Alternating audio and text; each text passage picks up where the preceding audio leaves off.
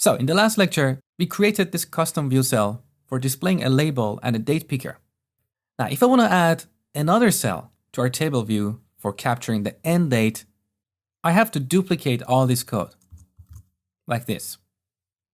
And this is not a good thing. It violates the dry principle of software engineering. Don't repeat yourself. So let me show you how to create reusable custom cells. First, we go in our portable class library, add a new folder, and call this extensions. So I'm going to put anything that is reusable inside this folder. Now, right-click the folder, add new file. I'm going to add a content page with XAML and call this date cell. Now we need to change the type of this class from content page to view cell. So we change it here, view cell, and here as well. We delete this element. And then in the code behind, we also change the parent of this class, view cell.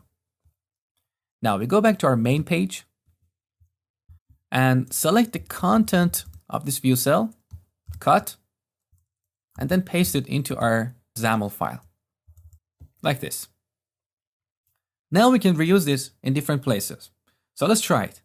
I'm going to go back in the main page, delete this view cell. So we want to add a date cell like this. But the problem, as you might guess, is that we do not have an element called date cell in Xamarin Forms or in Microsoft XAML. So we need to register our own namespace. So here in the content page element, XML namespace :local CLR-namespace hello world. And now we can prefix this with local : So this is the replacement for our start date picker. Now I'm going to duplicate this. Let's run the application and see what happens. So our custom cell is rendered properly, but the problem we have here is that the label is fixed because we hard-coded it in our XAML file. So ideally, we want to make this dynamic. So on main page, we want to be able to set the label here, starts and ends, like this. How do we do this? Conceptually, label should be a property of date cell class. So let's go to the code behind for date cell. Here we add a property called label get set. And now we go in the XAML file for date cell. Instead of hard coding this text here, we want to replace this with a binding expression. So binding to label property of this class. And that means we should set the binding context to this object itself. So we don't have to set the source here. We simply reference the target property. So one more time, we go in the code behind and set binding context to this. And now in our XAML file, we can easily bind various properties of various elements to properties of this class. Now let's run the application and see what happens. The label for our view cell disappeared. But why? If you want to consume a property of a class in XAML, we need what we call a bindable property. So this label property we have defined here is just a standard C# or CLR property. It's not a bindable property as Xamarin defines it. A bindable property builds on top of a CLR property. And I'm going to show you how to create one in a second. Now, just to clarify something, any of the properties we have set here, like this label property of entry cell, this is a bindable property. So we need to create a bindable property that we can consume in XAML. How do we do it? Let's go back to our code behind. Instead of using an automatic property, we need to fully implement a property, but we also need a backing field. This backing field is different from the backing field you probably are thinking of. Let me show you what I mean. So we define a public, static, read-only field of type bindable property. That's the requirement.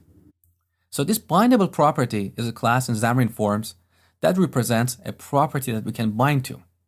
It provides a consistent way to bind to properties in XAML or set their default values or implement validation for them. So this is part of what we call bindable infrastructure. Now, let's give it a name. By convention, the name of this field should be the name of the property you want to target, in this case label, with the suffix property. Okay? Now we need to initialize this field because we have declared this as read-only. So, equals, we use bindable property class dot create method. So this is a static factory method for creating a bindable property object. Now this tooltip may freak you out, but it's actually pretty easy. Most of these parameters you see here are optional because they're set to null by default.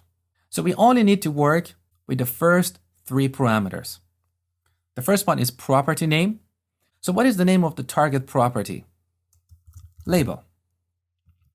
Now, second parameter. What is the return type of this property? It's a string. So here we need a type object. Type of string. And the third parameter, declaring type. What is the type of the class that is declaring this property? It's our date cell class. So again, type of date cell. Now, we need to fully implement this label property. So instead of the automatic get set, we need to implement a getter. Here we return. We have a method that is available in our view cell called getValue. Look at the signature of this method. It takes a bindable property and returns an object. So as the argument to this method, I'm going to reference the field that we created, which is label property. Now, because the return value is object, and here we want to return a string, we need to explicitly cast this. Now, for the setter, we're going to use another method that is available in our view cell class, setValue.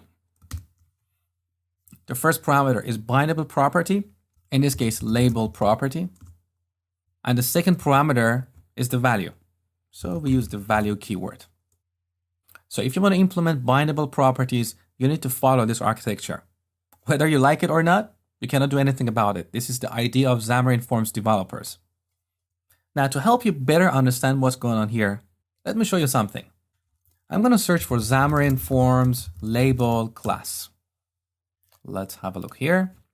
If you scroll down, under public fields, let's take a look at this field called text property, which is a bindable property.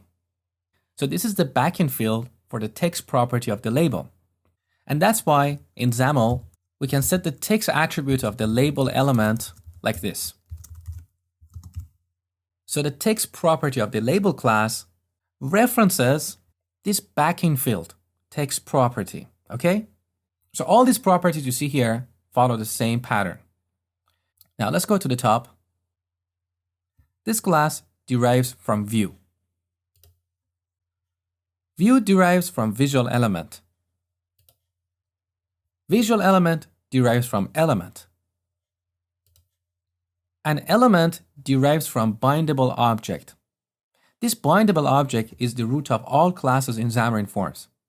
So all the classes you have worked with so far, like the page and all its derivatives, layouts like stack layout, absolute layout, all the elements like label, image, and so on, all of these derive from bindable object.